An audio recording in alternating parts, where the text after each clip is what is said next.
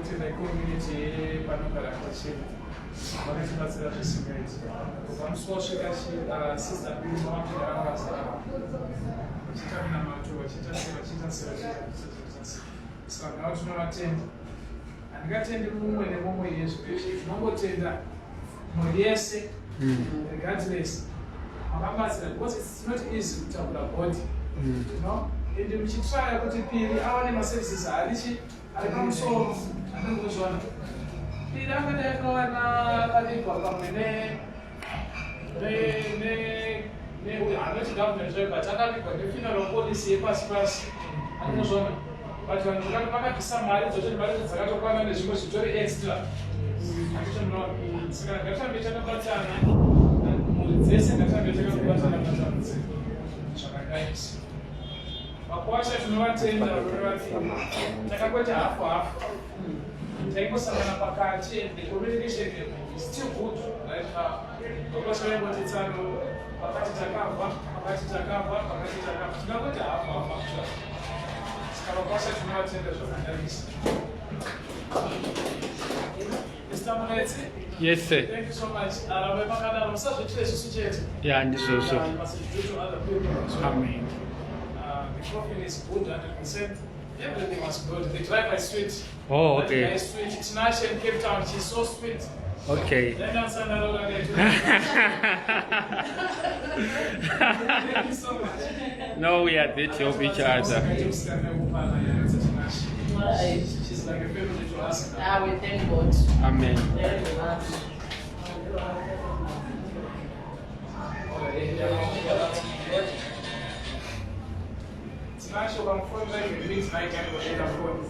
This lady sitting here, she's a giant.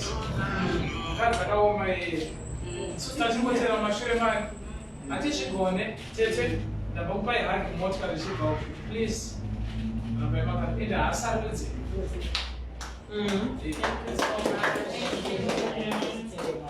vachekuda mari kana zvaoma Vatonditi vada kuwedzera imwe mari izvozvi. Iri nyaya mari yemukoma Munetsi muri toti owanasi. Zvaoma izvinezvi. Zvaoma ka. Chongovika muno kana zvaoma. Aiwa kuviga muno mune. Yeah, ndizvozvo. Nyaya inotoda one-on-one. Handiti ka. Yeah, zvinhu zvatiomera izvinezvi. No problem. Murambe muchibatsira community yese semabatsiro emangotiitawo. Handiti ka. Andigoni kukutendai zvakakwana. Aiwa, kubatsirana. Asati andiropafadza ngaramba achikuropafadza iri. Amen. Thank you very much. Ndinoda kungotenda vana vatete vangu, vana vangu vari Cape Town, Mwari aramba achikuwedzerai.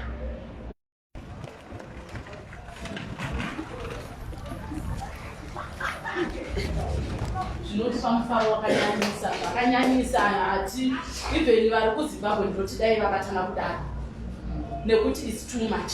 Tete mwana ndiye ndoza makatambura pakuuya muchiti mwana anga akaberekwa achipinda nekusango kuti auye arapwe chingozvibata nekuti kumberi kuna baba kuna vacharo vasina kuona zvese zvamakasangana nazvo. Saka ndinongotenga vamunetsi nemiti muri goko mamwedwa kuziva tinokutendai nevakwasha tinovatenda tinovatenda. Zvinotyisa zvinototyisa chaiko chaiko vanosekutaiza kuenda kumabasa haende kumabasa tikati fonera kudzi you guys must come and drop off your hebe dzekuchiisa chii hatadzivi vanokoshesa izvozvo tinoenda tiri motikari dzine dziri kana 7 kumonodropa hebe chete rudo rwakadana sakamborwona vakatiperekedza kusvika I think 40 kilometers. Okay. Yanga iri convoy dzakazara motikari zvinhu zvitokuperekedzai vakatisiya muna N1 40 kilometers here from home. So ngatirambe takangobatana people in Pretoria tokutenda yavo tokutenda munhu wese hapana munhu asina kuita anything.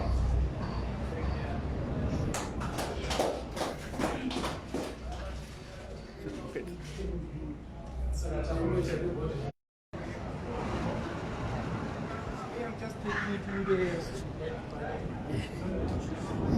Yeah, bring the trailer. Okay. Here's the driver now. You have to load, yeah. Is the driver taking the body to Harare to Zimbabwe?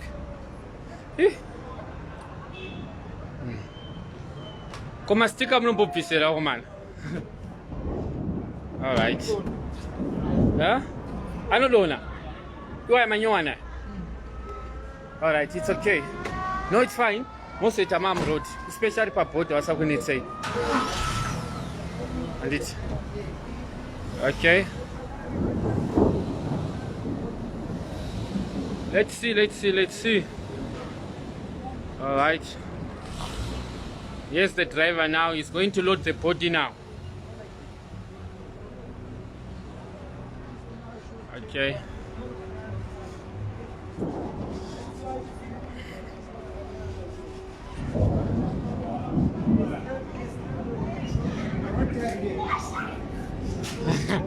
Tawana wapinzi kwa busy kana. Kwa maana mba masatsa motikari yangu ine zvinhu ko yamkwende iyi kwenda kupi.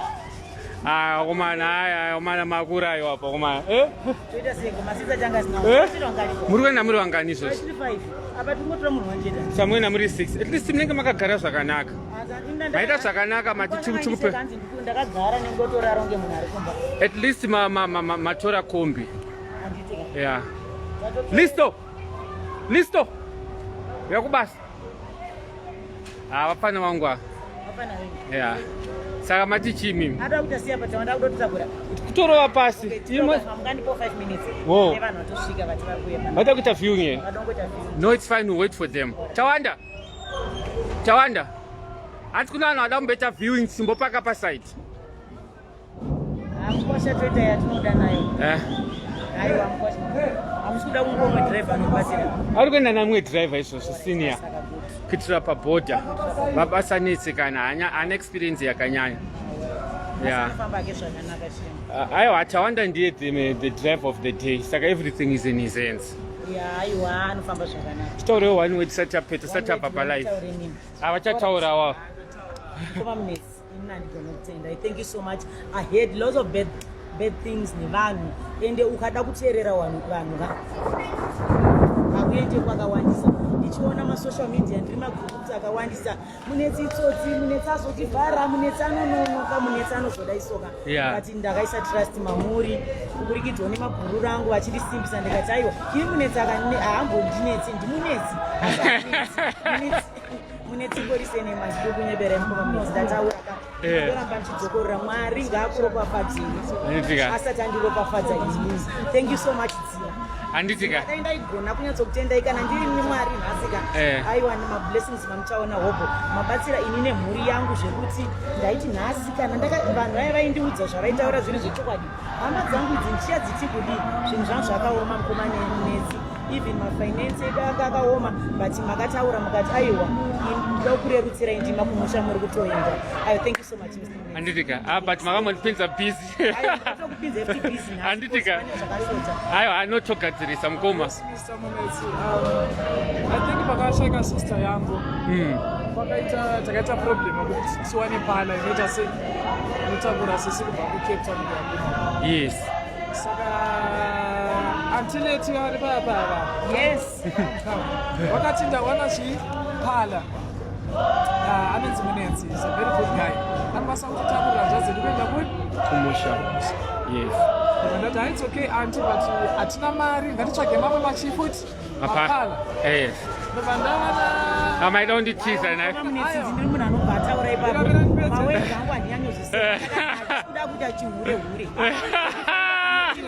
before that ine ndakamboita chihure ichocho ndafonerwa nomwe munhu kupretoria yes zvikanzi shandine pala ine munhu ari right mbani panhamba dzacho ndafonerwa nomwe munhu futi nomutopic mbani panhamba. To my own surprise that number was the same number really okay ndatozonyara kudza anti number munhu uya ngatisane naye ndivamunetsi the same person we had a lot of reference. Okay so yeah you know this business is really very sensitive especially imi makandipa kuti vamunetsi titakurire body it's a huge burden because if anything happens wrong ndinototya kuprotecta saka kuti akomana ndinofambira kupi maona Yes.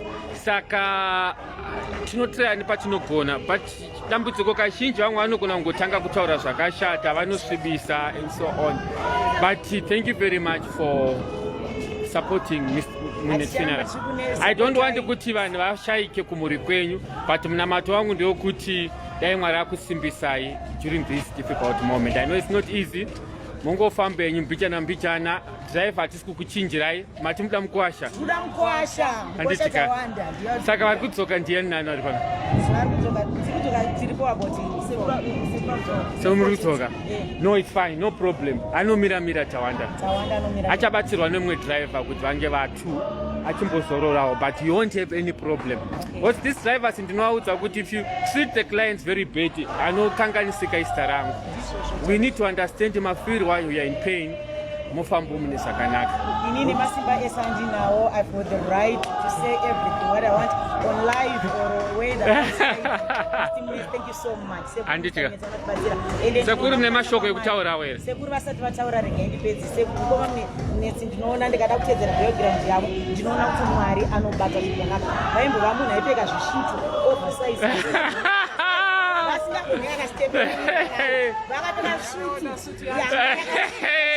Vakaona kupi? Handitaziva semwana wasawirwa kutireka. Yes.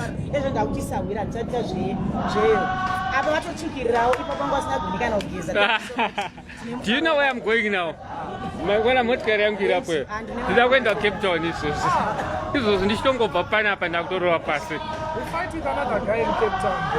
Serious? This guy was, just Kupala. This, I need to Kupala. No, Kupala is 100%. Yeah. She's under control. And it, you meet people like that. Yes.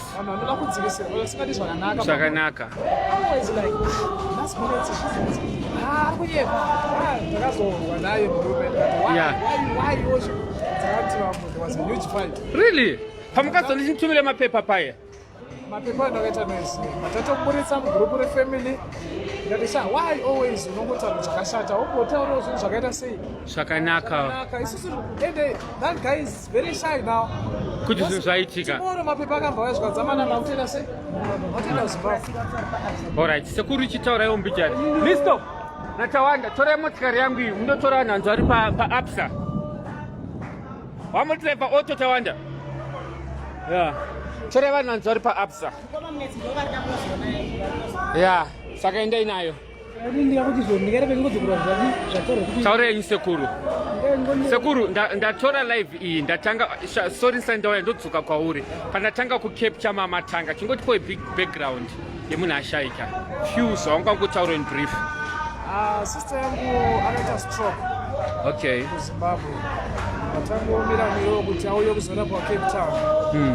Since tingoona kuti health facility yeZimbabwe yaita sei? Haisi kusenza. Kusenza zvakanatsonaka. Yes. Saka sister vakauya tachimira miro kuti zvichaita zvakaita sei? Zvakanaka. Vachaimprovawo. Vachaimprovawo. Tatino mabookings adatito kuti but unfortunately zvakazongonetsa sister zvakaita sei? Mashai. Vangwa nenguva yakaita sei vari muno? Sister vakamboita yemani. Vangwa vauya for medication.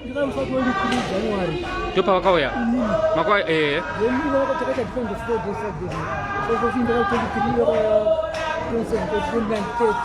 Yeah.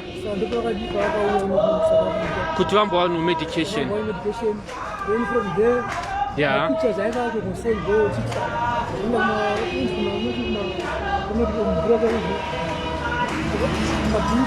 Yes.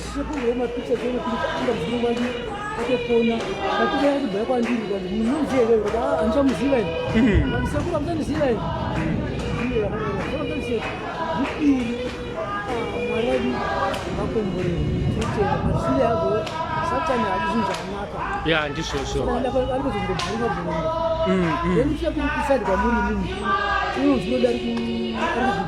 Yes. Munetsi. I didn't know there's somebody who's called Munetsi. Okay. This guy's called Brian Man. Dubai. Okay. But in the belly kept on the name group. All right. Munetsi. So I didn't some the friend of us. No problem, Baba. It's straight to Trukusangana Panamo, but everything happens for a reason. but andisingasiiti zvenini unozere mapurisa Yeah, my policies are launch from so 1 April. Yes, we are launching most of the ochis and our number to launch them so 1 April. Saka mushaka vashia vana here kana kuti vari kumusha. Oh, all right. Saka in conclusion vari kundoradzikwa kupi? Okay, munofanira kutumira madocuments ayo kuZimbabwe. Andaka forward die vafano book a grave. I think vakatobooka and so your things are covered. Anyway, I think we should end it for now. Thank you, Mr. Munetsi. Mnamato wangu kuti dai mangofamba zvakanaka mbijana kana maneta on the road, guys, rest pore mukontinya na driver wenyu beriya yetwa yopedza driver usiya trailer panhamo ndo zvamunongoita usiya driver muronga kuti anoya chikutora. Do you want to andina hari nekuti motikari iyo it's okay because it's a special car ndinyanyeisenzesa. Saka imi kana mati after burial you mulamboito a day mukabva masimukawo, no problem, you come a day after the burial. Anditika. All right.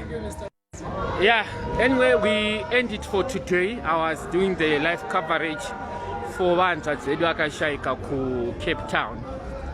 Manzwa zvavangu vachingotaurawo kuti vakarwara kwenguva yakareba, vakabva kuZimbabwe vachiuya kuti vazorapwa, but iwo zvakarambawo. But tongonamatirawo family kuti I know they are in very strong pain. Kurasikirwa nehama it's not easy at the end of the day, but zvinongoda kuti kushinga. We always tell people that life is unpredictable. Hapana anoziva ramangwana, guys. Makarasikirwa nedzimwe hama dzekuti wanga usingafungidzire kuti munhu yanongofuma akashaika and so on and so on. Ndosaka ndichinkareja vanhu kuti gone are the days that you become angry with Munetsi. Unokumbukira tete vako, unokumbukira shamwari yako, unotaura kuti mama wangu andife ndakataura nawo, baba wangu andife ndakataura nawo, tete wangu andife ndakataura nawo. It's going to be strong pain on you pauchazonzwa kuti munhu yashaika, uchizokungura kutoti maiwe at least dai ndakangoita phone call yokungotaura tichigadzirisane. We need to forgive each other, we need to love one another, we need to support one another. Hakuna anozikanwa. Most of the people who are watching this live, mamwe azhinji are in diaspora.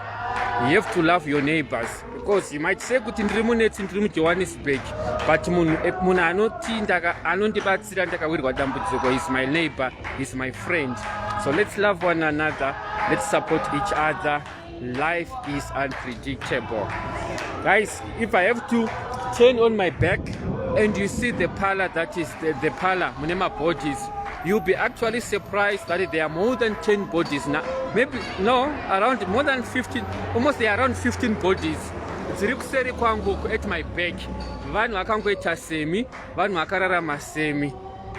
Life is unpredictable. Let's have a good relationship in Mwari. Sakumbukire hama yako, sakumbukire tete vako. Atizira mangwana redu. May the Lord bless you. And please, let's pray for this family. It's just painful, guys. This car, you see it? They drove it from Cape Town. Wakabane boat from Cape Town. You can see Wakabaku Cape Town. From Cape Town to Johannesburg, it's 1,600 kilometers. So far, vafamba 1,600 kilometers.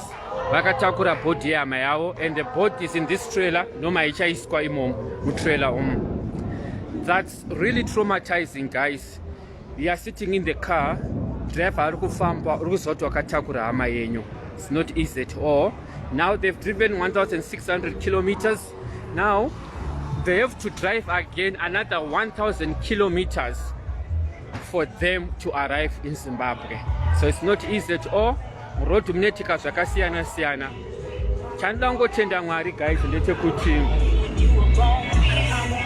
madrivers motikari dzemapalas dzinoita ma-accidents akawanda, dzinodonha vachiita sei, but inini hasati ndamboencounter a big problem yekuti motikari yaita writing off. And this kuti I'm so special pamberi pevamwe vanhu, but it's only by his grace. So tovanamatirao and so on. For family, friends vanga vachivocha vari kuCape Town nekunzvimbo dzakasiyana siyana, I can see the first part we are done. the family is going to leave for Zimbabwe now. Some people have been asking about funeral policies. Guys, we have seen the kind of services that we do. We are going to bring a funeral policy. Police, I say, Mr. Munetsi, I say, I don't want to move police when we join and my writers say, I want you to join this police, knowing so the police is going to come on the 1st of October, sorry, 1st of April, 1 April 2021. We're going to do an official launch.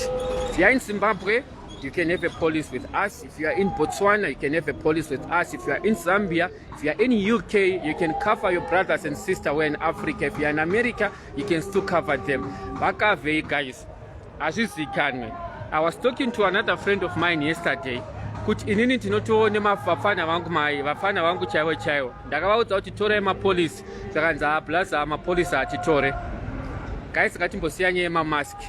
Mask ngatimboisa paside. Ndiri muroad. If I have to wear a mask, how am I going to be able to explain as such and repeat as this?